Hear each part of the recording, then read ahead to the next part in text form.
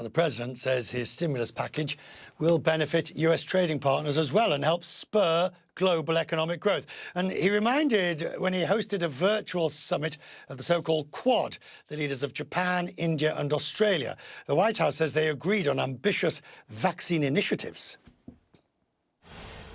With respect to COVID-19, these four leaders made a massive joint commitment today. With Indian manufacturing, U.S. technology, Japanese and American financing, and Australian logistics capability, the Quad committed to delivering up to 1 billion doses to ASEAN, the Indo-Pacific, and beyond by the end of 2022. Jeff Zelny is with us in Washington. The interesting thing, Jeff, is this marginal shift towards the international arena. In the sense, I mean, the AstraZeneca vaccine that's building up in stocks over here, there's now a call to actually send those overseas if the US isn't going to use them. And now even the president is saying, once we've done our bit at home, we need to help those other countries. That is different. It is different, and he was saying that quite directly. I mean, he is putting a priority on getting Americans vaccinated first. Of course, that is, the bulk of his focus. But we are hearing repeatedly, and that meeting of the so-called Quad, as you mentioned earlier today, was the first real sign of the plan in which the U.S. government will indeed help other countries around the world. And it's interesting, just the fact that the meeting was happening at all. That is an indication, Richard, that the Biden administration wants to elevate this group of the Quad, of Japan, of India, Australia, and the U.S. It's been around for more than a decade or so, but the Biden administration, President Biden himself, wants to elevate this. And he said there would be an in-person meeting of all these leaders later this year, at the end of this year. But before, of course, all of that, you heard the National Security Advisor, Jake Sullivan, saying that there would be, significant investment in producing more vaccine in India, with financing from all of these countries. So the fact that the Biden administration is talking about it in this way, of course, all of this group is designed to counter the influence around the world and the region, of course, from China. So that's certainly a very interesting agenda item and priority for this Biden administration, focusing on the Quad, again, to counter the power of China. Predicted that the United States economic growth, fueled by the AR, and we're launching an ambitious new joint partnership that is going to boost vaccine manufacturing and for the global benefit and strengthen vaccinations to benefit the entire Indo-Pacific. We're establishing a new mechanism to enhance our cooperation and raise our mutual ambitions as we address accelerating climate change. And raise our mutual ambitions as we address accelerating climate change. And we've got a big agenda ahead of us, gentlemen, as you well know, but I'm optimistic about our prospects. The Quad is going to be a vital arena for cooperation in the Indo-Pacific, and I look forward to working closely with all of you in the coming years. In fact, it doubled it from 3.2% to 6.5%. As we emerge from this global pandemic and the global recession, let us together create a different future. It is the Indo-Pacific that will now shape the destiny of our world in the 21st century. Yesterday was the 10th anniversary of the Great East Japan earthquake. We received massive support from the US, Australia, and India in our response to the disaster. Joe visited the affected areas soon after the disaster, and I thank you once again.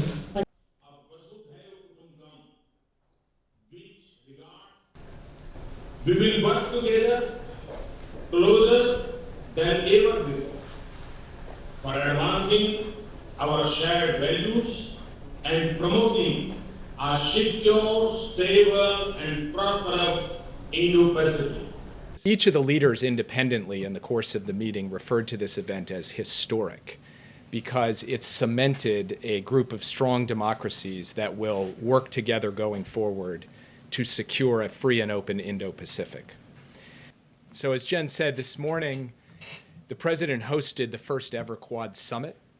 During the meeting, the leaders addressed key regional issues, including freedom of navigation and freedom from coercion in the South and East China Seas, the DPRK nuclear issue, and the coup and violent repression in Burma. The president and his counterparts also spoke to the competition of models between autocracy and democracy and expressed their confidence that despite setbacks and imperfections, democracy is the best system to deliver for people and to meet the economic, social, and technological challenges of the 21st century. And I have to say that over the course of the meeting, a sense of optimism for the future, despite the hard times we're in, was on full display. It reflects his view that we have to rally democratic allies and partners in common cause. The four leaders did discuss the challenge posed by China, and they made clear that none of them have any illusions about China. But today was not fundamentally about China.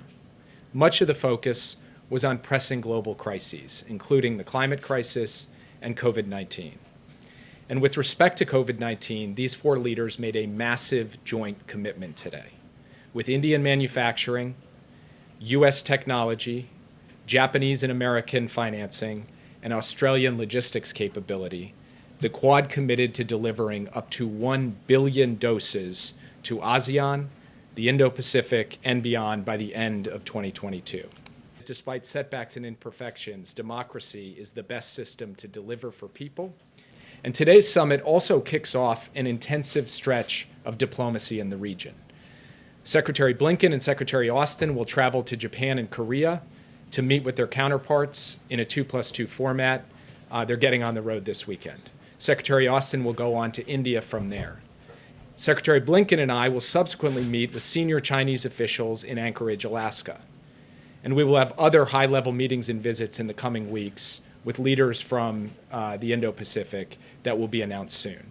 The Europeans and through others that enable us to, I don't expect that, for example, the Phase 1 trade deal is going to be a major topic of conversation next week. This is our effort to communicate clearly to the Chinese government how the United States intends to proceed at a strategic level, what we believe our fundamental interests and values are, and what our concerns with their activities are, whether it's on Hong Kong or Xinjiang or in the Taiwan Strait, or frankly, the issues that we heard today from our Quad partners, their coercion of Australia, their harassment around the Senkaku Islands, their aggression on the border with India.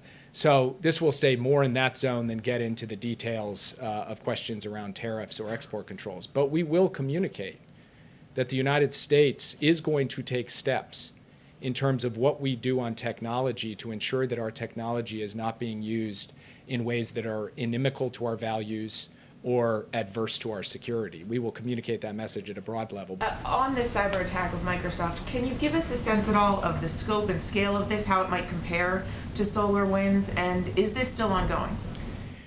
It is still ongoing in the sense that we are still gathering information. We are still trying to determine the scope and scale. It is significant, but the precise number of systems that have been exposed by this vulnerability and have been exploited either by nation-state threat actors or ransomware hackers or others, that is something that we are urgently working with the private sector to determine. It is certainly the case that malign actors are still in some of these Microsoft Exchange systems, which is why we have pushed so hard to get those systems patched, to get remediation underway. And the U.S. government is mobilizing a robust whole-of-government response to it. Ultimately, a lot of this comes down to the private sector taking the steps that they need to take to remediate, and we will give them everything we can to help them be able to do so. Yeah. At the end of the day, his metric is what's going to advance American interest in